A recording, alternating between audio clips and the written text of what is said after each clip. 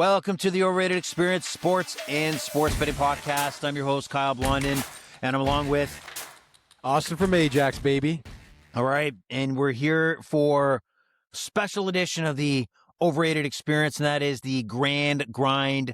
If you're with us last week, we talked about an effort on my part to try to take $1,000, use the principles of gambling, the bankroll management, to be conservative, smart, and slowly build a bankroll.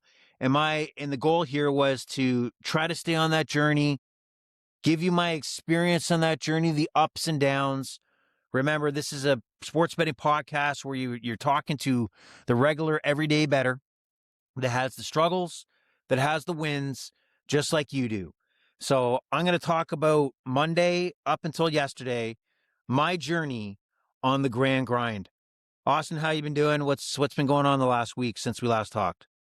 I've been doing pretty good. Honestly, a lot of my betting this week did have to tie in with our discussions that we had last week. Like I wasn't overly betting, so it'd be kind of those big event games like the basketball. I was dead set Cleveland was going to dominate that game, win that game. I had money on that. You locked it. And honestly, even though I was high on Cleveland there, no joke. I wish I could have told the fans sooner, but I had a feeling there's a chance that the Knicks could sweep them. So I've been betting the Knicks, and it's been going well. So, but Wow. more than anything, though, I'm excited to hear about your journey here today. See the progress. First step of the grind. I don't know if you like the ending, but Hey, it's a step. It's a step. We don't know if it'll be up or down, right? So right. So, yeah, you'd really called it out in the podcast last week that you had no shadow of a doubt that Cleveland would go into Detroit Game 7, knock off the Pistons, and they quite easily did. The game was over pretty much second quarter, third quarter, and there was no looking back. So great call there. And what you mentioned the Knicks on the verge of a sweep. You didn't have that feeling that Cleveland was going to come in red hot. You felt the Knicks were going to take them out. No, I just think the Knicks are head and shoulders above Cleveland. And, I did think to myself when we had our discussion last week that OKC Spurs was clearly the winner. But, the Mets could win it too. They're a good all-around team. Hold on a second. You said the Mets. The Mets. Or, you sorry, said the Mets. The Mets. The Knicks. My bad. Same city. All right? Yeah. Baseball and basketball has been my main focus. My bad. Okay. But yeah, you know what? They're a capable team. One thing I learned this week, they're well-rounded, I would say, right? So yeah, there's I can't remember, former Cleveland Cavalier. I just watched a clip. I can't remember who it is. Shumpert, maybe it was Shumpert. He was talking about back in the day when Cleveland had the team, LeBron, like on Kyrie, everything, and he talked about a game where at halftime, it was a playoff game where LeBron was up and down the court doing everything possible, carrying the team. And then they get into halftime, and Tyronn Lue, the coach of the time, turns to LeBron and says, I need more. Right? And the point of his story was, your superstars, banged up, tired, I don't care. You're giving me 30 points, I need 40. That's what superstars do. And I guess he's in a way calling out guys like Donovan Mitchell and guys like on Cleveland and James Harden, that you're just not seeing that effort of stars to carry a team past a lunchbox carrying team like, the New York Knicks. That's why the Knicks fans love this team. It's not just that they're making a run and they've been on the rise. It's the makeup of the Jalen Brunsons of the world. You know what I mean? Like that grinding New York Knick type basketball that they love, that Cleveland just doesn't have. Yeah. So, and I listen, I haven't been watching the games religiously. But I've seen some pretty crazy comebacks on the Knicks end that just like blow your mind. Like I seen this one picture. I think they were down. There was like 6 minutes left, and they were down like 18, something along those lines. Came back and won the game. This is in the previous series. I'll have to come with the receipts next time we talk. But they've been in an unreal run, and they're a quality team. Wouldn't be surprised if they won it. Still putting them at the third ranked out of these three teams that could win. Cleveland's not making a comeback here. I do not see that happening. Yeah, and OKC took stranglehold of the series up 2-1. What are your thoughts on that series?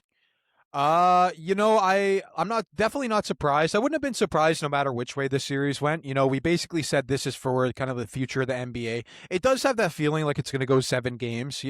It does feel like these two are the two best teams in the NBA right now. I am just talking about the game now. I'm even surprised to see that the Spurs are actually for the first time the favorite here. Yeah, that's well, I mean, you had that game one where Wemby hit that big three to take it to overtime. They get the job done. Uh, OKC, to their credit, they're the champs and they battle back last 2 games, take a hold of the series. They just have, a wealth of talent everywhere, right? And it's overwhelming. And you got to hope that what we talked about with Cleveland is Wemby has to be amazing, full health. He has to be a superstar. And it's possible for them to have a shot knocking off OKC. It's possible. Let me very, very clear. It's very possible with the skill set. And it's funny too. Another clip I was watching of Anthony Edwards. I think he was talking to somebody about Wemby, and he goes, "It's like trying to guard a statue, right? He's 8'5" statue here. Like I know he's not 8'5", but he's just so big. He's such an awesome defender.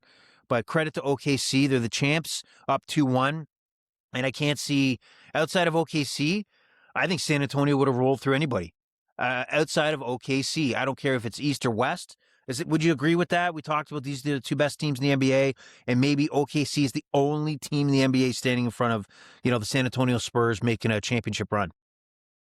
Like I said, obviously I'd put the Spurs as the favorite in the series, but I think the Knicks. You put them favorite in the series? No. Like I would put them in the favorite in the series against the Knicks. Okay, so if they went to the final, they got past OKC. Okay, but it wouldn't be like I'd be surprised that they won. You know what I mean? Okay. But yeah, I just wanted to roll back for a second as well. That must have been one of the greatest threes that I've seen in basketball. Obviously not the greatest, but top 5. I mean, the situation that they were in, it was such a ballsy shot for him to hit. Like that three from like a logo shot in overtime to push it to double overtime, right? I'm pretty sure. Yeah, I mean, I think for that shot to be anywhere for a famous shot, they have to win the series. If they don't win, you're going to forget about it. It's not going to be like Kyrie's 3 against the Philadelphia 76ers, the bounce, dunk. Raptors win. Yeah, that's the number one. You have Steph Curry with multiple half-court threes. I'm not going to put it there yet, but I'm going to say pump the brakes on that one, just slightly. All right. In my opinion, what do I know? I mean, listen, it's got to be. It's for me, just off the top of my head, it's got to be a top 5, 3. Just top like holy 5. shit. I think so. I mean, just the fact that they went on to they made even if they don't go to win the series because of that shot, they went on to win the game. That is somewhat significant in a semifinal game. Taking a shot like that, I mean, right now you can't argue it's Wemby's highlight. Like if you're running his highlight reel, that's the number one play, probably, right? Maybe. If they win the series, yes. If they don't, we're going to forget about it. But you're right. I think if it's on his highlight reel package, if they wind up winning the series, because that was the turning point, game 1. 100%. Okay, I'll give you that. I'll give you some credit there. Now, we're on to the grand grind. Started my journey last Monday, led up to yesterday. I'm going to give you the ups. I'm going to give you the downs. And the concept here, and by the way, you got to follow us on X at overrated EXPER2. That's overrated EXPER2. Instagram, overrated experience. So it's a hell of a journey to take $1,000. And we looked it up. The professionals usually bet 1, 2, 3% of their bankroll. So if you have a bankroll of $1,000, you're looking at your one unit. 1 unit is $10. 2 units is $2. 3 units is obviously $30. So you kind of have to take it as, what do you like? What do you really like to increase your units, but stick to those units up or down, win or lose. And what I'll tell you off the bat, man, I think I told you the biggest fear I had of doing this, of failing, would be if you start dropping behind, you go on a streak of not winning, and it's like being in quicksand trying to battle back by betting $10, $20, and $30.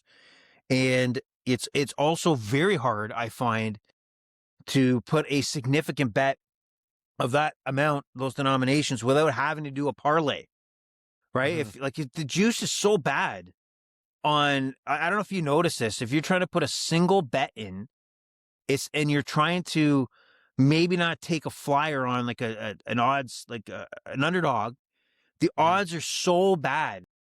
Like minus 140s, like, it's not good. Like, how do you find the odds on these websites? Like, if you're trying to make a single bet without parlaying. Yeah. Honestly, I'm not even joking. As you know, and people on the show that listen often know, I do a lot of straight bets, right? So I actually like to, wait and take my time and look for that standout underdog because they come along. For example, look at the Spurs game, right? If you would have put $30 on the first game, and it would have been more of a long plan because I know I was trying to convince you to bet on the second game too, right? Yep. But it's like, say for the first three games, you bet $30 because each time you bet $30, if the Spurs won on the road, you're tripling up your money, right? And it's like I said, you're putting that bet, you're putting yourself in a situation where I don't care what anyone says. I don't think the true odds were 3-1. So you're getting those 3-1 odds for the $30. Turning $30 to $90 is still pretty exciting, I would say. I mean, See, $60. Like, listen, come right. on, No, but no, $60 is $60, right? you, I think, have more of a smarter bet, like a professional gambler's mentality. Like the way you just spoke right there. I think you put the entertainment factor to the back seat, and you're looking at the value, and you're like waiting in the weeds, just waiting. The guy in the corner waiting until his opportunity comes up, right? So I would be better served if I wanted to be successful in the grand grind to kind of think more like you do on this. So this is why maybe it's either bad that I'm doing it or Yeah. funnier because it's harder for me to stick to it because I think you have more of the traits of a professional gambler than I do. Well, So I that's feel why I like, bring in the show. yeah. Here's the thing. Personally, when I think you're betting this type of way, if you're losing, but you're only losing 10, 20, $30, you should feel comfort in like, all right, this is more that I like easier to take these hits. Like, even if it's a bunch of hits, it's easier to take these hits. So, you got to take solace in like, oh, even if you had like $600 left, it's like, that could change tomorrow. You almost want to take comfort in that, it's not going to go out the window because you're not chasing. If you stick to your Yeah. processes, you gotta think a month or two from now, not a week from now, or the next podcast update. You know what I mean? Well, I wish I'd followed your advice. I wish I would. I wish I What do would you? have looked at it the same way. So let's begin the journey. Last Monday, the first wager. Like I find it very hard to put one unit of $10 on anything. It's against my nature, right? It's against my nature. It's like a dog liking a cat. I just don't know if I can do it.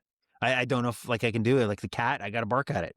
I can't just accept the cat's there if I'm a dog. But the first wager on last Monday, was the Blue Jays rolled into New York to take on the Yankees, 4-game set. James Corbin was on the mound. I stated I put $20 on the over to win 39.05, and that was the minus 105 over 9. And they got a bit of a shootout there. So got the victory. Jays lost, but the game went over. A lot of runs being scored in that game. Victory is mine. However, that same evening, the big game of the night, $30, my big play was, okay, here's my fault too, is Montreal heads into Buffalo for game 7. Big game for Montreal, the Habitant. And I took the over. Was that the smart play? I don't think so. I got caught up on, man, if I'm going to watch a game 7, I did the betting mistake of, man, I want to watch goals. Right? What a stupid, this is how, like, these are some of the faults. No matter what you do with your bankroll, I mean, you're managing it like this. Like, I'm always thinking, I got to go over 5.5. And the game ended in overtime, 2-2, and the Montreal Canadiens walk in, score the overtime goal, knock off the Sabres. The Habs' magical run continues. What are your thoughts on that night one where I took the Habs? Would you have taken the under in that game? Like game 7s, would you expect a shootout? Like what a stupid decision that was. Me personally, if we're talking baseball and basketball, I feel like I can have some pretty sound conversation. But when it comes to betting hockey, I'm just not locked in, so I can't tell you which teams I think are going to be high scoring or low scoring. To be fair, Obviously, Game 7, you think they bring their all, but I also, from previous years of betting hockey, I do know that it seems like teams really do lock in defensively in the playoffs. Like in the playoffs, it always seems like defense first. I could be wrong on that. Like I said, not the biggest hockey talker, uh, Well, but I mean, hey, if over unders aren't for you, there's 100 different things that you could bet, So I like it's how your it's positive not it's spin not on it. like you're forced to take even just because you don't got to go to the overs doesn't mean you have to go to the unders either. There's other bets you could take as well, right? Yeah, and I don't think I've explored that market enough. And I think you're right. Like I love the over unders, and I kind of lock myself in and box myself into those limited bets. And I think probably not exploring. I just can't. At the odd time where you're doing shots on goal, you're doing, the money line or whatever, like the puck line. You're right. If we're trying to do this and do it right, all options should be on the table. Like that. What I That's absolutely. Yeah. See, here's the thing. I believe that even if this does not succeed, you want to have left learning something, right? So if Yes. you take advantage of all these, there's thousands of bets you could probably take, right? But Yes. if you take, just try a couple different things. Hell, maybe it's like, hey, you know what? This week I think a guy's going to hit a home run, so I'll put $10 on him every game of the week, right? And then he hits that home run, and boom! How exciting is that, right? There's so many things you could do. Yes. I guess you can look at it that way. I don't look at it that way, but that's why maybe I'm not successful as I can You, be. you just gotta look at it as more of a new experience because it is, right? Instead of the same old betting kind of. It's like what you got to do something new, uh, and get different results. Maybe it's losing in a different way. I don't know. Who So knows? now I go into Tuesday. So Tuesday was like, it's honestly, this is a tough week. It was very busy. So it's trying to record these bets and follow up and do research was a challenge. So, man, that was also a factor into my week. So Tuesday, the bankroll's just slightly a few dollars under 1,000. We walk into Tuesday. The only bet made was a $20 on an afternoon soccer game over 2.5, Chelsea and Tottenham. To go over Tottenham, if you're not aware, is coming in today, which is the last day of the EPL action. This is the last day of the English Premier, starting at 11 o'clock, by the way. And I got a lot of games going here. So just we'll get to that story. But Tottenham loses 2-1 to Chelsea. I get the win, but the interesting part is you're aware of the English football model and the European football model where you get relegated, and you go up and down divisions if you're, not like North American soccer. And this, if Tottenham goes down, right now they're 2 points clear. So if they lose today and West Ham wins, that means Tottenham will be in the bottom three and get relegated. And this would be a real test to this system because if you don't know, it's like where Tottenham plays. That's where the majority of London football games go for the NFL. Like they have the six stadium. It's insane. Like the millions, billions of dollars they invested into the stadium. And when you're Yeah. not playing Champions League football, you're not playing European football in a way outside of your domestic league, you're losing out on millions and millions of dollars. And then if you drop down to another division, you're losing even more. Like your revenue's cut in half. And I think this is a real test for this European model because think about the owners of these big teams that they want guaranteed revenue. They want guaranteed revenue like in the NFL. Like you can be the Vegas Raiders. It doesn't matter. Finish 32nd, like dead last. But you're not going anywhere. You're coming back in and getting a taste of that NFL TV money. You're not going down to play the AFL or CFL, because you finished last and like you screw your revenue. So this is a real test like that, oh my God, I paid billions of dollars for the stadium and now I'm down in the second division. That's a big test to this model if the folks that have money will continue or not try to change what is kind of the beautiful part of like European football is this relegation up and down divisions. So we'll see. See to me that sounds amazing. Like I'm not the It biggest is. soccer guy, but I love the system. Like, I'm thinking about all this money this team's going to lose, but that next team up, how much more money are they going to make, right? Yeah. Like right now today, Arsenal's already won. Arsenal they're 4 points clear of Man City. So they've won the EPL coming into the final day. But you have teams jostling for that last Champions League spot, which is the European tournament. The final I talked about is happening Saturday for next year. You have teams. There's two other competitions slightly under the Champions League, Europa, and the Champions. I think it's called whatever, like another European competition that teams need to qualify for. So those are up for grabs still today. And I talked about West Ham and Tottenham are also battling it out at the bottom of the table, not to be relegated. So even though the league is finished, it's done as far as Arsenal's the champ. You have 4 or 5 different stories happening where it's important for these teams to finish in certain spots. So that's the exciting part about how this is structured. So get the win, back to even, slightly over $1,000 heading into Wednesday. So Wednesday, we pick up a little more volume of action. And this starts off with, let's see, put the old man glasses on. Milwaukee Brewers, Chicago Cubs thought that putting $20 on the over 6.5, that this game was going to go over. See, I just can't go to the unders here. I just can't do it. And the Cubs, and let's see how this game finished again. This game finished with a 5-0 Brewers win. Cubs could not put anything on the table. Brewers get the job done. Kyle Harrison. This guy is a flamethrower, right? Kyle Harrison? Yeah. Is he not? Who's who's the Brewers? Oh, no, ace? you're thinking of, are you thinking of the guy that throws 103? Hundreds. Yeah. Oh, Mero, I know, Mero Couts. No, I can't remember his name. Here, I'll quickly Google him for us. But the Cubs struck out 13 times. It's like they can't put anything on the board. Disgusting. You have Harrison. Sorry to cut Go you ahead. off. Jacob Misowowski? I Yeah, can't pronounce he's a his name. That's probably why I couldn't remember it. I can't even pronounce it. Okay.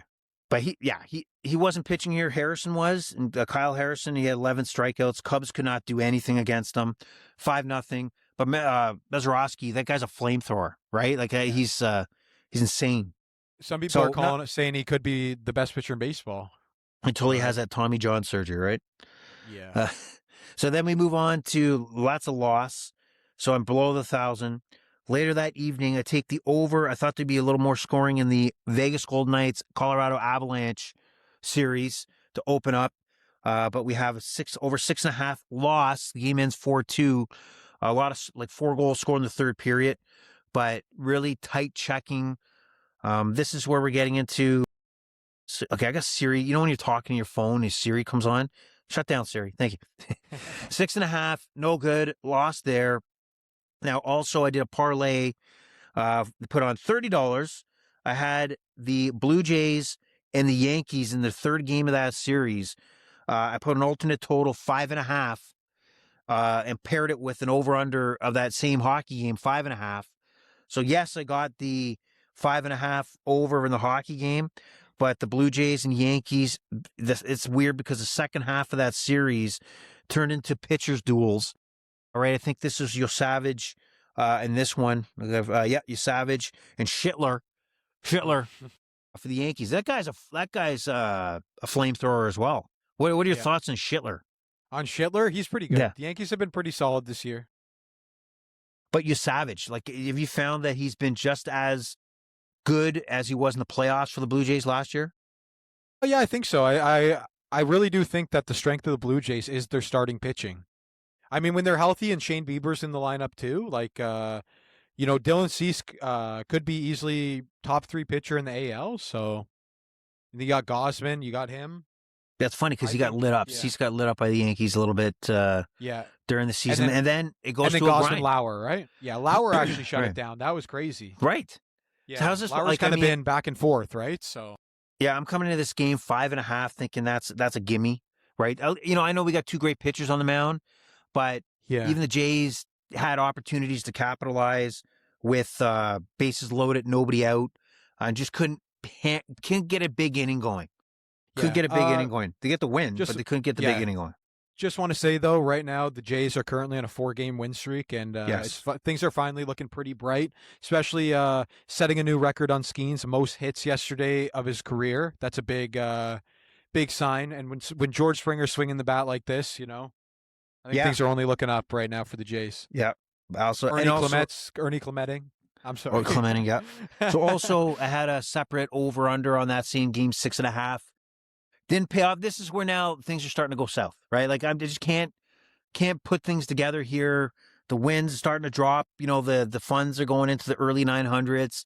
Kyle's getting angry. He's getting upset. You know what I mean? Now it's like I don't like to see. I want to see those triple digits of 1,000 plus, and then I could feel relaxed. But nope, nothing there. And we move on to the 21st, last game of the Yankee Blue Jays series. I decide, hey, you know what? That was an anomaly. We're going to get over 8.5 runs in that last game.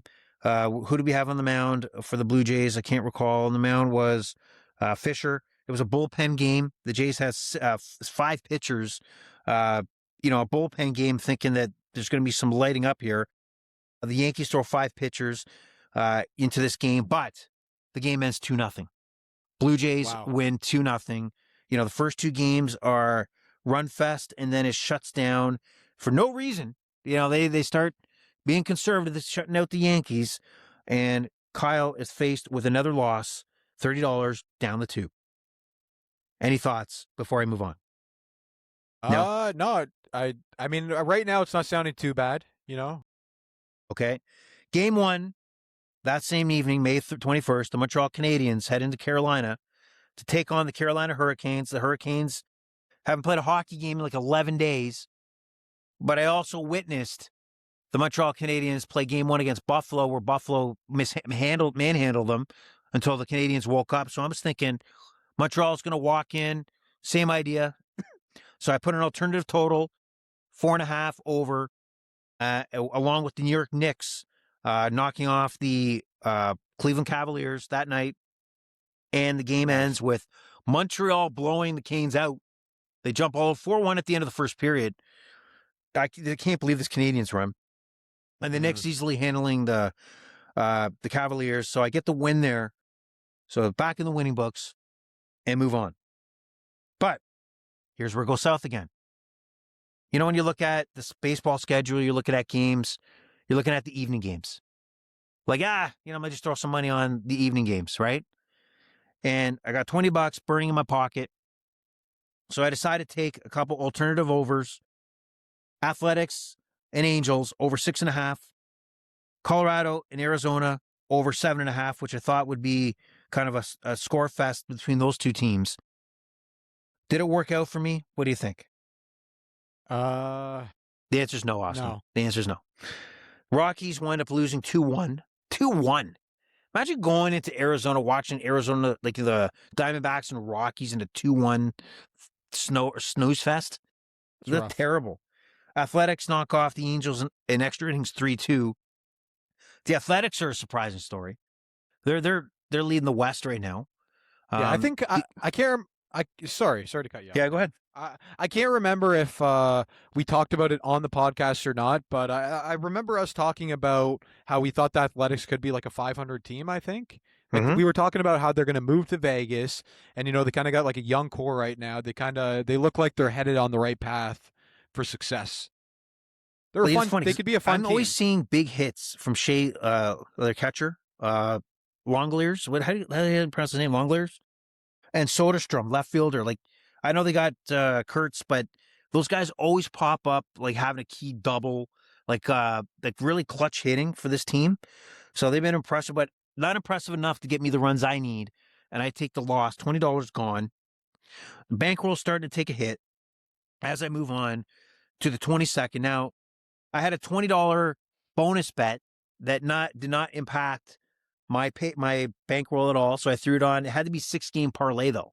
This is what we talk about, these bonus bets. It had to be. It had to be 6 legs. Mean, to be fair, though, if it's just a free bet you're throwing on, that's still be entertainment. Fair. Yeah. Fair. So I had Cleveland, the Guardians, taking on the Philadelphia Phillies. Right off the bat, I lost the over 5.5. The game ended like 2-0 or something.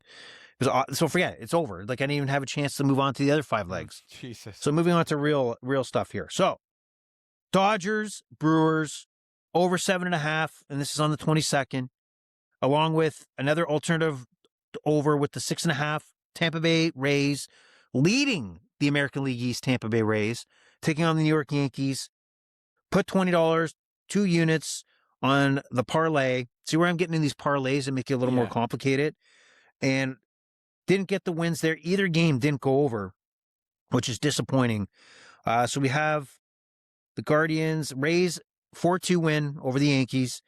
And what else did I say there? What other game was there? I had on there? Guardians and Philly. No, I had Tampa and I had the Dodgers. And the Dodgers were playing the Brewers. And that ended 5-1. Nothing there. Just can't get the runs, man. Just cannot get it. Can't get the victory. Yeah, I do have something to mention. I think I read that this might be one of the biggest like pitching years in the last like decade or something like that. Like apparently pitcher numbers are up or something along those lines. So it might be like a very low like offensive year right now. Obviously, I don't know if that could just change on a hat or with baseball. It's weird too. I don't know. I don't really know what's true and not true. But people always talk about, oh, they're tweaking with the balls this year. They're a little different this year, that year. I don't know how true it is. But if there's this trajectory of just low scoring baseball games, and I know you hate it, but it's almost something we should probably try to take advantage of. We got to do our research on the unders in baseball games this year. Unders? Are you suggesting unders? How dare you? Possibly. It could be a strategy. I think there's also something too, though, as well, if you're doing live game betting, that some of these games fall off a cliff when it comes to scoring. They score runs early and then nothing for such a big chunk of the game when they start getting into the bullpen, or like, that starter settles in. So if you have like, a Paul Skeens or a Scooble, those level guys, and they get lit up a little bit, in that first inning, they usually recover and shut it down. I know the Jays won yesterday, but it's not like Skeens was given up after that Springer home run. Tons of action. I think he allowed 9 hits. Yeah. Forget it. Forget that stat. I'm just giving an example. So I think it's also a question in baseball. We might get to the point where they have to address the dominant pitching like they did with the shift and the clock. You know what I mean? Because on average, if you say a guy's got a great fastball and he's not hitting triple digits, like, do you consider him having a great fastball? I mean, if it's 99, maybe, yeah. But if it's not like 99, but I know what you mean. It's not really like intimidating. Like, I don't know, when you say a guy throws 100, you're like, holy shit. Like, you just automatically assume he's good enough, all-star level at least. Yeah. Excuse me. So I also had another alternative over-under parlay on Friday with the Pittsburgh Pirates, Toronto Blue Jays over 6.5, along with the Washington Nationals and the Atlanta Braves over 7.5. Now, what I love about the majors is that you can get saved sometimes by the way extra innings goes with having the runner on second, because they usually have some big innings there, right? They usually have some big innings there, and that's how I got saved with the Braves. Final 11 innings, they scored 5 runs in extra innings. Right? As long as you get to extra innings with that tie, you have a shot. Honestly, yeah, that's very true. I honestly haven't thought about that. Yeah, like you've seen, like there's teams that light it up. Like it just they put a 7 spot or something on. Like both teams scored 2 runs in the 10th inning, and finally the Braves get the winner in the 11th inning. But it can be a 1-1 game could turn into 8-7. Final if we hit the extra innings just correctly. Okay, so right now, I also put in a over-under on the Colorado Avalanche Golden Knights game. Nothing. They did not go over. Mitch Marner suddenly the Conn Smythe favorite. Like, just the guy never was around by their second round in Toronto, but suddenly he's lighting it up in Vegas, and the Golden Knights have taken a 2-0 advantage game series lead. Jared Bednar, coach of the Avalanche, is calling out, basically throwing Kyle McCarr, superstar defenseman, under the bus because he's got I believe, shoulder issue. So he hasn't been in the first 2 games, and kind of calling out it's up to him if he can play or not. I mean, just not a good sign of a Stanley Cup winning coach taking a future Hall of Famer and even giving the insinuation that you're calling out his toughness. Bad idea. Bad idea. So we'll see what happens there. I got to believe the Avalanche will bounce back, and that game's tonight. Also had, though, as that game was going on, heading the third period, put the alternative total 3.5. As the game was 1-0 going to third, 3 goals scored, get the win there. So I'm back on track, get a $64 payout. Over under, same night, Athletics in San Diego, over 7.5. That easily went over. That was a score fest. So worked out there, $37. So you can see how, as we approach the weekend, the volume of bets goes up, right? The weekend is the killer. So heading into Saturday afternoon, this is where the story takes a twist, Austin. This is where the story takes a twist. So right now, as I'm heading the afternoon, I'm hovering around $900 on this bankroll. Not happy about this. Not happy at all. Start betting. Oh, MLS has a game on the afternoon. St. Louis taking on Austin FC. What a stupid name for a team, right? Austin FC. I'm just kidding. So we have a game where I need the over-under 3, 9 shots on target, 7.5. This game had goals, but nothing else. There's no action going on. No shots, no corners. Like it's very frustrating when you're betting these same game parlays and the corners are not coming. So now I take a nosedive. It's over. Blue Jays Pirates over 7.5. What did the game end yesterday, Austin? What did the 5-2. game end at yesterday? 5-2. Oh my! So $20. No. Like just stuff like that. See, this is where it grinds me right there. It grinds me. A 5-2. This is the Skeens game you're talking about, where the Jays kind of got on top of them. I know there were several times the Pirates had, runners on first and second, nobody out, move the guys over to second and third, and then pop-ups and strikeouts. That angers me so much when I'm figuring a locked run in, at least one run, a sac fly, ground ball to the right side. But no, nobody out, 2 runners on, move the runners over, the next 2 guys fuck up. They can't do nothing. Go to hell, Pittsburgh Pirates. So now it's getting ugly. Now I have a parlay, $20, Boston, Minnesota over 6.5. Mets, Marlins over 5.5. Alternative totals. Game ends 4-1. Can't get the 5.5. 4-2. Boston, Minnesota. Can't get it. Kyle is spiraling right now. He's upset. He's not happy about this. God. He's shitting on the grand grind because it's really upsetting me. I can't go nowhere. I feel like I'm in quicksand. Now we go on to another parlay. We have the Chicago White Sox, San Francisco. This is the 4 o'clock hour, right? You got to get into that batch of 4 o'clock games. We have Giants, White Sox over 6.5. That hits 10-3 Giants. But I had the Braves and Nationals over 7.5. Like 2-0. 2-0, man. 2-0 Washington. Like, how could you predict that the Braves not only would, lose, but they would not put any runs on the board at home against the Nationals? Frustration is just going crazy here. I'm looking out the window. It's raining. It's not a good day. What am I going to do? I can't even get outside to cut the lawn because now I'm going to be inside cutting the lawn, getting angry. And then guess what? Bruno Mars tickets. Ready to go watch Bruno Mars at Rogers Stadium, which undoubtedly is the worst venue this city has ever seen. And then add on potentially a rain monsoon, that rain or shine, that this show goes.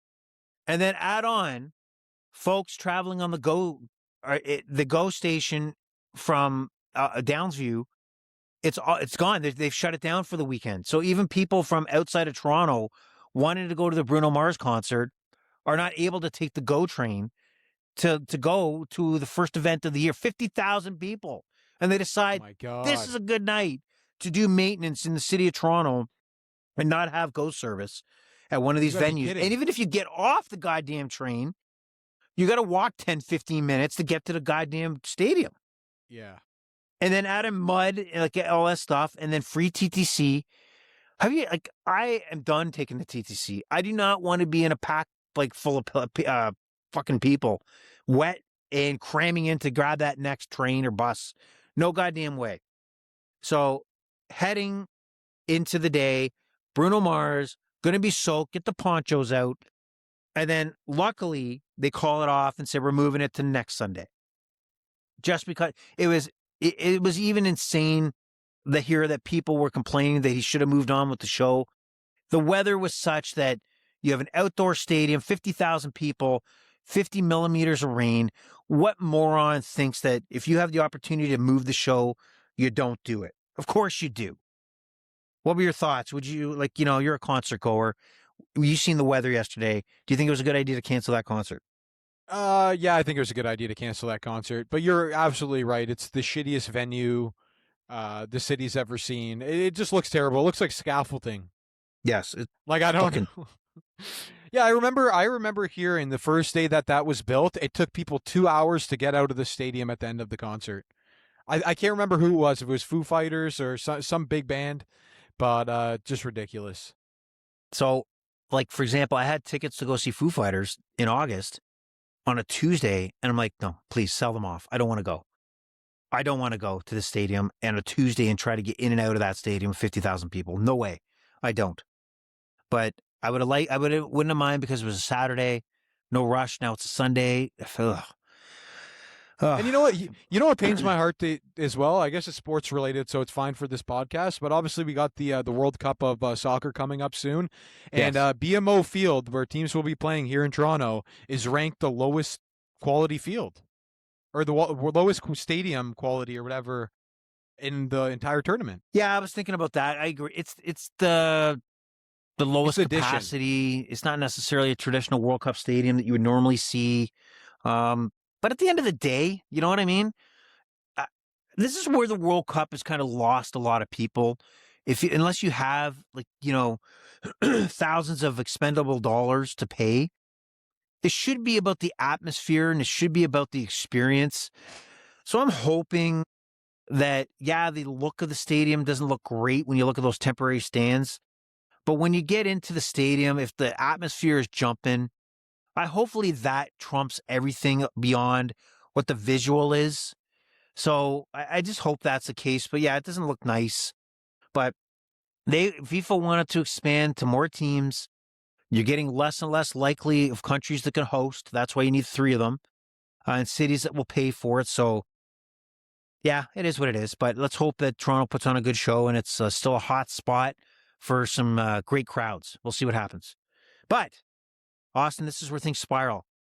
This is where I'm sitting. Now I went over to have a few beers to Herson, who's been on the podcast here, because now we missed the concert. You might as well go out and take the evening, continue on. And I'm sitting in a chair looking at these losses. And I said, you know what? Fuck this. I'm going to disappoint Austin, but $100 is going on. What? Yeah, it started going chaos yesterday. Saturday, thanks to Bruno Mars, thanks to the weather, I'm not taking any blame here. What? I'm not taking blame. So $100 goes on a same game parlay, MLS, 7:30, Cincinnati or Orlando City. Get the win. Kyle's back on board. Oh my God! Fuck's the grand grind right now. I didn't say the story was going to turn out good. This is like this is a tragedy. This is like a Shakespearean tragedy. So get a win there, same game parlay. My Orlando City, FC Cincinnati. Also have a parlay with Charlotte FC New England, $100. Loss. No, not another one. Loss. Yeah. Oh, it's going downhill, Austin. And then later that night, $100 on Montreal, Carolina over 5.5, and the New York Knicks to win. Habs, Carolina cannot get the goals, get the loss.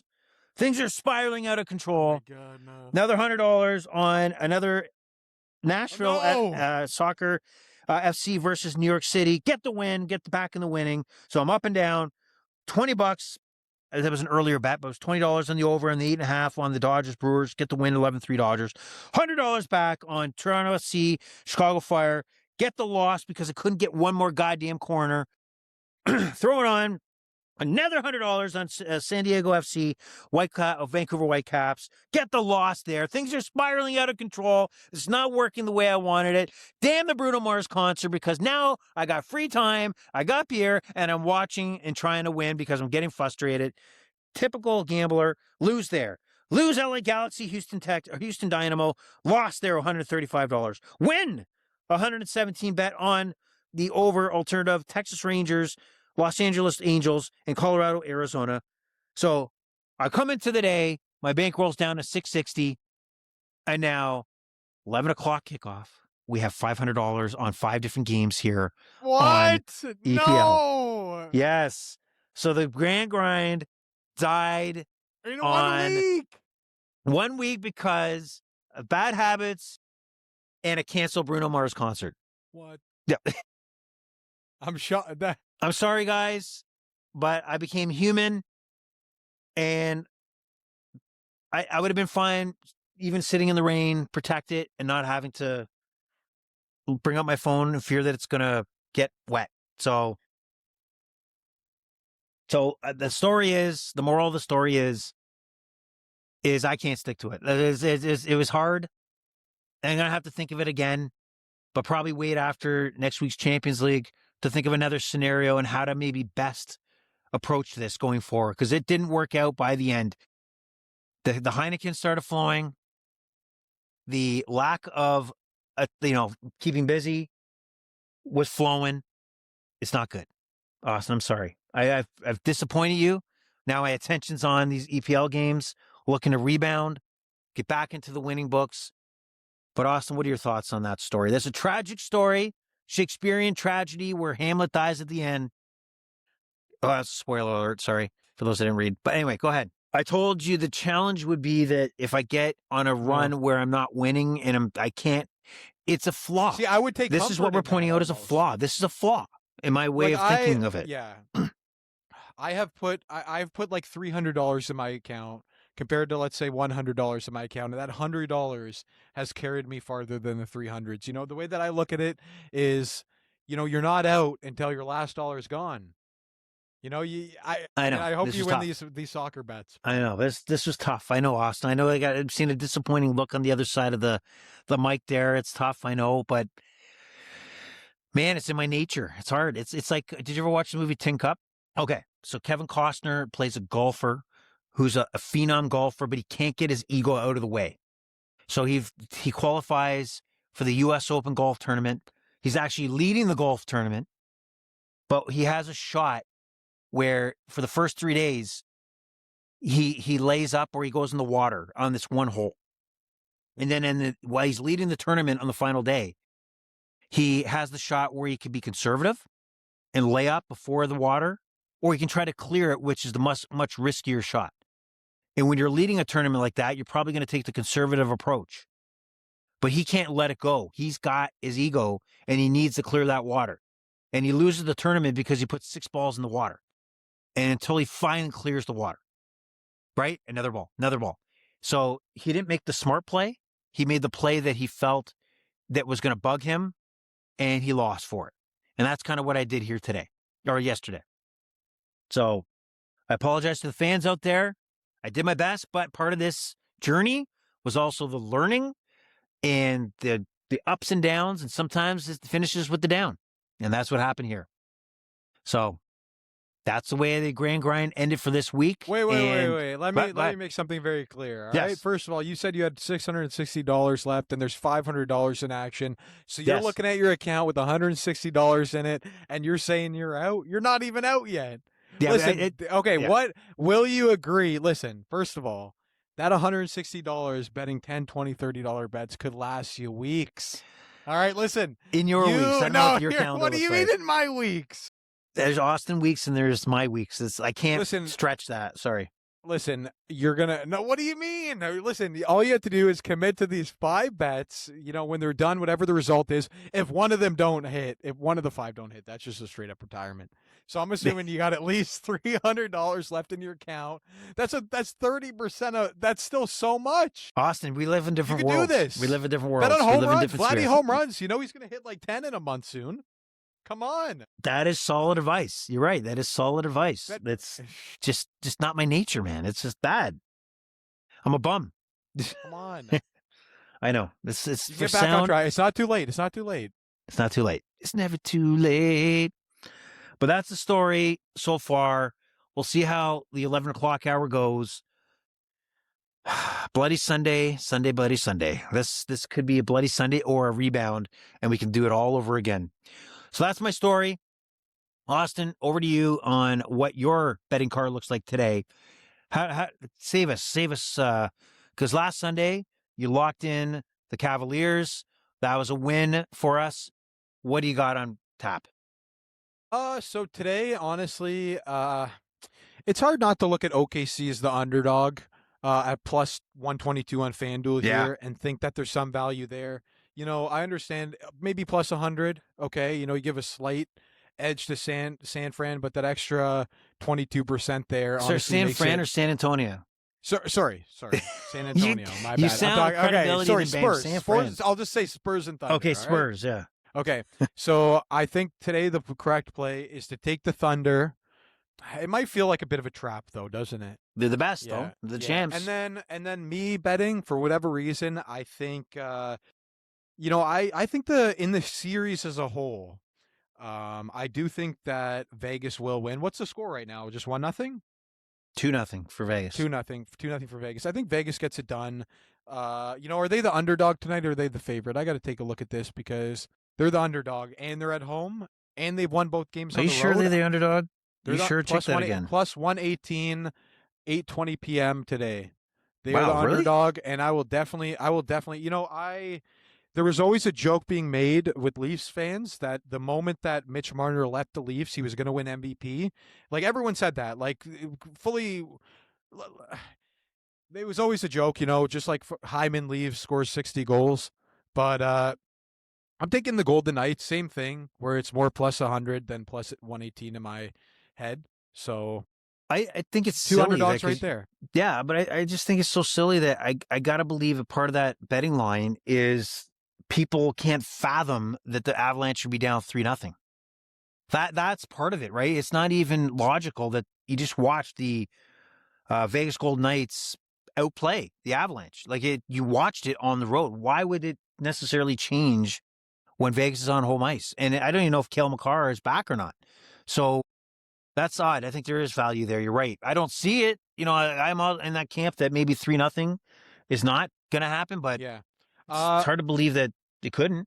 Yeah, I'm not a big hockey guy, but ever since Vegas has come to the NHL, this team has come to the NHL, they've done nothing but dominate year in and year out. They don't settle like for an off year, right? Yeah, I don't even no. they got so much talent and they're able to attract talent because even their state tax laws, I think, are favorable, so they can cram a few more stars in. But yeah, they are the model franchise that people look up to because they're in it. They took a flyer on Jack Eichel when Jack Eichel was with the Sabres and he had a kind of a falling out and had a bulging disc issue in his back or neck or whatever it was. And he's been perfect, won a Stanley Cup, dominant player. Jack Eichel has been outstanding and a great investment by the Vegas Golden Knights. Now the Sabres have turned it around now finally, and they've, made it to the second round. So at least things are looking up there. But wow, yeah, the Vegas Golden Knights are the model. All right, what about baseball? Anything fantasy heading into the week? Anything from maybe watch out for this series or this pitcher on the mound? Or You know what? I haven't been as locked in. I've been doing good in fantasy baseball with the players that I drafted. I'm second in our league out of 12 players, and I know I'm winning this week as well. But as terms of pickups and players like that, not necessarily. I haven't been that locked in. If we're looking at bets today, Philadelphia is a team that I'm high on right now. They're the underdog today against Cleveland Guardians. That's a bet I'd take today. Maybe look at the later games, give some people a chance to listen to the podcast. Let's look at the 7 p.m. game tonight. I'm taking the Angels in this game against Texas as well at minus 120.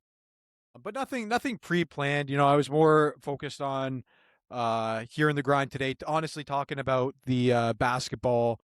And, I was more focused on the playoffs, and where I thought they were going to go kind of coming into this podcast. But, next time we do this, maybe next weekend, maybe I can come with some more baseball because that's kind of what I promised the podcast here. So.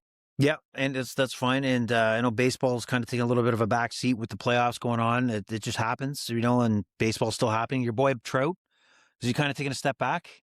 You think? He's taking a step back, but I mean, he's still having a good year. I didn't actually ever say that. I never actually mentioned him on the podcast, but I did place, just so you guys know, I did place a $5 bet on Trout to win. I think it turns to 200 if he wins MVP. And he actually did start with a red hot start. But I think the only chance is, he gets hot again, and then there's an off chance he gets traded to a team at the deadline. I don't know why the Angels wouldn't do it at this point. They're going nowhere. You might as well, are you trying to win? If you're trying to win, you trade him, right? I mean, Or are you just you had years of both Trout and Ohtani, and you couldn't do anything. Like it's amazing that they fucked up that franchise so bad. Yeah, that is, and Worst contract ever with Anthony Rendon. That guy was horrible. Still paying that guy, I think. Still paying him. He's done. His career's over. Yeah. So Angels are a dumpster fire. Yeah, they've been overachieving a bit this year. A shout out to their shortstop Neto. Neto's been having a great year. Yeah. So Neto and Trout, their offense is okay, but then you look at their pitching and like I can't really even name you any standouts. Demeters might be one of their best pitchers here, and I'd say he'd be pretty much Lauer level, I would say, and that's their best, right? Yeah, that's not good. They need the arms. Anyway, I think we're done here, Austin, on the Overrated Experience Grand Grind edition, and we'll try to grind out a Sunday to get back on track and keep this going. Any final words? Just this isn't a promise to the fans, but a part of me wants to do some kind of grand grind as well, to see if I could, do it, and also I feel like it's a good. I don't know, it's fun to record it. It keeps you honest, right? I think for me it would be like $25, $50, $75. But I think I could. I think it'd be like 1 or 2 bets a day. I could see myself getting into it. But we'll talk more about that on the next podcast. Okay, so we'll put you that commitment. Anyway, big week of sports action. Next Saturday is the Champions League final, Arsenal PSG. Probably have some wagers on that. Baseball action. The French Open tennis tournament started today. That's also something, if you're interested, there's a lot of wagering going on there. I can't pretend to be a tennis expert, but if it suits you, it's there for you, the taking in Roland Garros in Paris. Anyway, that does it for the Overrated Experience. The pleasure's all been yours. The Overrated Experience is over and out. Awesome from Ajax. Let's do it again. The Overrated Experience is over and out. Awesome from Ajax. Out. All right. Bye, everybody. Yikes.